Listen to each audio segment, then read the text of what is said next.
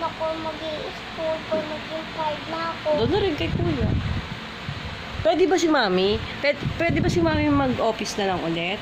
Kaya ko po. Bakit? Wala po magpapansin sa akin. Wala na sila akin nagbabantay. Tapos nagbabalik ko na po si daddy. Tapos magpupunta ka po sa office. Ayaw mo mag-office si mami? Opo. Hindi pwede? Opo.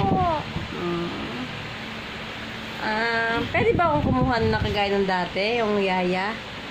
Ayaw ko po eh. Gusto ko ang pangit ang maluto ng yaya eh.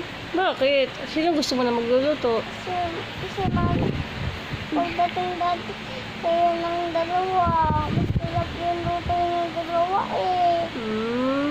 So, hindi ako pwedeng mag-office? Opo, ayaw ko ayaw ko may yaya ko eh.